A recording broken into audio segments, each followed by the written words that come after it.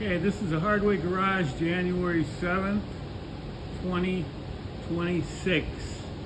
And I'm going to do an update here on everything I've done on the 66 C10 restoration and LS swap, and point out some important stuff, hopefully save you some time if you're trying to do this.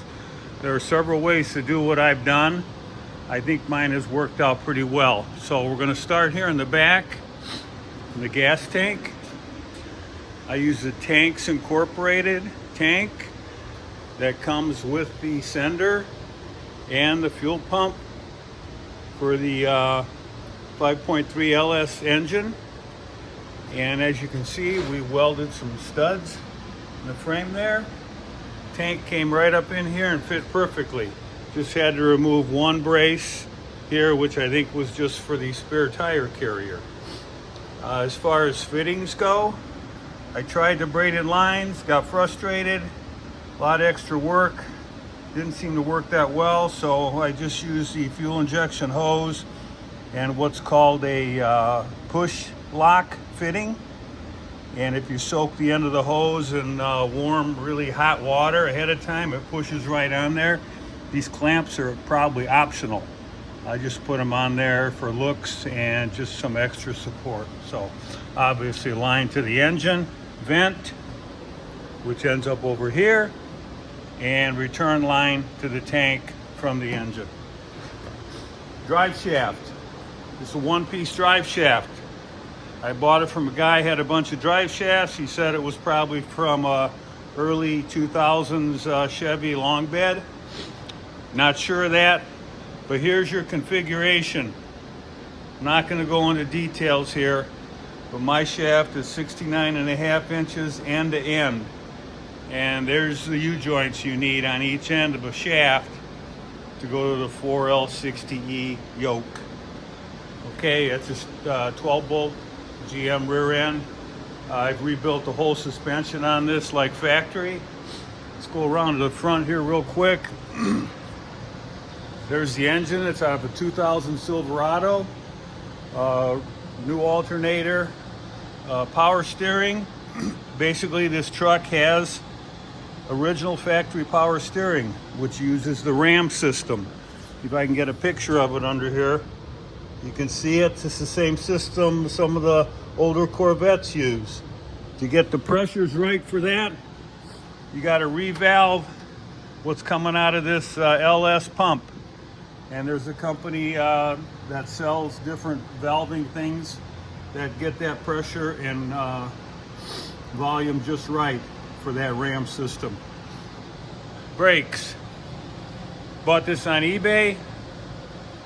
Got all new stainless lines, dual master cylinder. Seems to work pretty well. Whether the power on it works that well or not, still up in the air. We'll see when it gets going down the road. This is an adapter I bought on eBay to mount this to my firewall, so I didn't have to drill any extra holes in the firewall. As you can see, I've got a fuel pressure gauge here. Okay, as far as the throttle goes, I have the original throttle that was on the 2000 Silverado. There was an existing hole here. I got it into the firewall, and down here, I don't know whether you can see this or not, but I used the whole setup out of the 2000 Silverado, and I mounted it here for the gas pedal, and it works amazingly well. Wiring, I'm rewiring the whole truck myself. Got a fuse block there, a couple fuse blocks, one for hot all the time on top and one for accessory power. I worked 30 years in the controls industry, so I'm not afraid of this. If you are, just buy a complete harness online for the truck. But that's about $1,000. I didn't really want to spend any more money. Electronics, we've got the PSI system here. Plugs right in, hooked this thing up, plugged it in, the engine started right up. So very reliable, comes with the fuse block. I mounted it here on the fender for convenience. This whole system's about $1,000. I think it's worth it. I was going to use the old harness and reuse what needed to be used, and I just figured it's all wire over 20 years old, figured it wasn't worth it. Shifter cable. Interestingly enough, I also took the cable, you can see it down there, out of the 2000 Silverado. I bought another bracket exactly like the one that's on the transmission. And then I went to O'Reilly and I bought the fitting there. I don't know if you can see that. The shifter, it's kind of hard. That normally would go on the transmission. I drilled it out, put it on there because I really wanted a cable system. So I read online, some guys were saying the linkage metal system is sloppy. This thing shifts beautifully. All factory parts. Radiator, got a Champion unit I bought on eBay, all aluminum 3-core. Works great. Sitting here idling in the shop, never gets above 180, even in the summer. You can see the fan's pretty close. If it overheats in the end, I'll put a shroud on it or electric fans. A little more wiring here. I just have an original horn relay, a new one, fused properly for the fuel pump and everything. This is off the original engine. I was able to use the mass flow meter off the original engine. I did cut a big hunk of this plastic off of here to get it out of the way, and then I just patched this with a piece of metal. Shorty stainless headers on eBay. Seem to work great. I've got an adapter down there for my temperature gauge, water temperature, if you can see that. Let's talk a little bit about the conversion kit, the mounts. Company called Tin Works out of Iowa.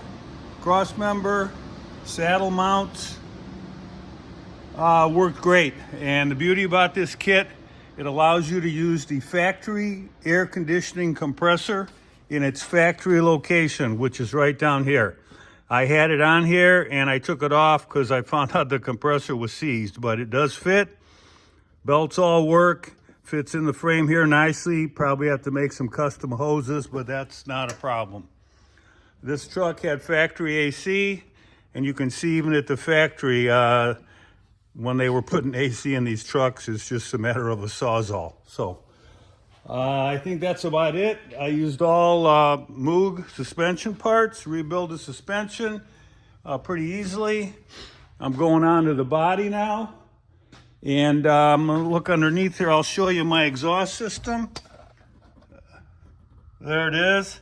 Got some mufflers there, and I even put new cats on it that I bought on Amazon.